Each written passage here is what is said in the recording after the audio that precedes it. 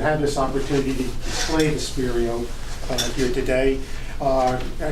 Chris stopped at the store, and he had this brochure of the Steinway Lingdorf speakers, and he had this idea of melding the two together.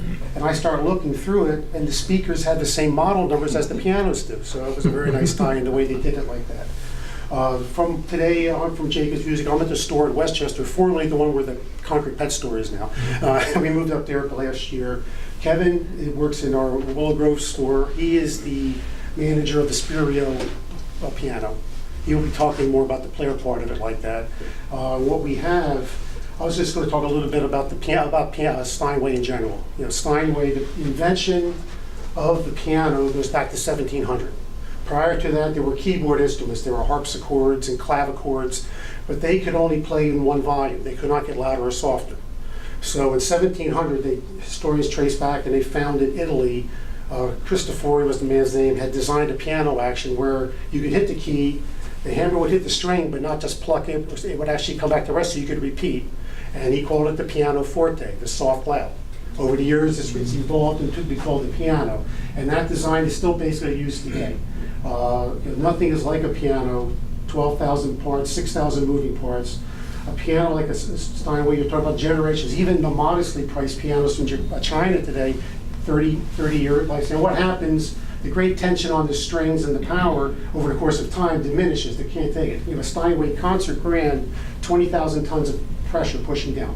But that's what gives it the big sound. That's how you go to the Kimmel Center and 100 people are playing as loud as they can. The piano still cuts through without any microphone for the performance like that. This piano, the Steinway instrument is different. In 1850, German immigrants, Heinrich Steinway, moved his family to New York. He had been trained as a cabinet maker, but he started dabbling in pianos in 1837. He built his first one. And he realized if I build pianos, I don't have to make as many, so I can make more money, and that's how he got into the piano business along that way. They came here to Manhattan. There were 200 and some piano manufacturers in 1850. He and his sons all went to work for different companies, got back together in 1853 and formed Steinway and Sons, became Henry Steinway and Steinway and Sons. And the reason pianos have this shape, design, the reason the bass strings go over top, they give longer strings, are all Steinway inventions. 200 and some patents over the years. This rim, in the old days, was done in pieces, and they would glue it together. Well, Steinway wanted more attention, so they built this as one continuous piece. If you go on Steinway's website, building the rim, you see the guys take the 14 layers of wood, take it to the press, force it into a press. Some of this start sliding up, take a hammer and slam it back down into shape, let it sit for a couple of days, then put it in a controlled room for 3 months to make sure it doesn't open up. If it does, you have to cut it up, throw it in the kiln to dry it. Would you waste all that money? The quality of materials and woods, they don't change in all aspect like that. So the insides have been done the same way. They take a year to build it. And then a few years ago, we started hearing about the Spirio. I spelled it with an E for the longest time. I didn't realize it was all I's. And Kevin is going to display that whole part of it for us. Thank you, Eric. So this is actually Steinway's first new product in over 50 years. Steinway hasn't changed the way they build it. They do make refinements to the instrument, but they're not going to change materials or parts because that would change the piano. But the Steinway Spirio is the first high-resolution reperformance piano.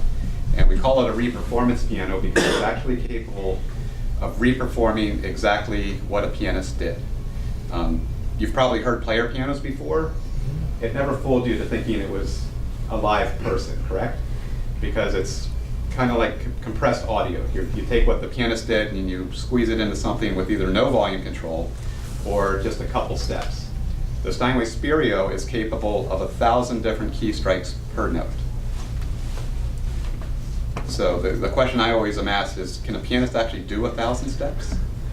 We don't know, but it's good that we're recording that kind of detail.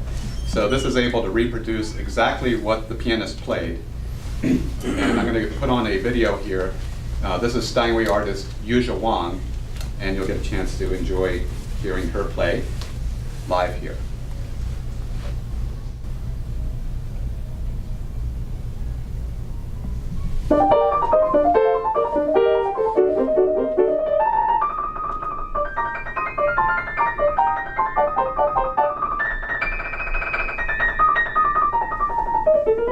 Wow.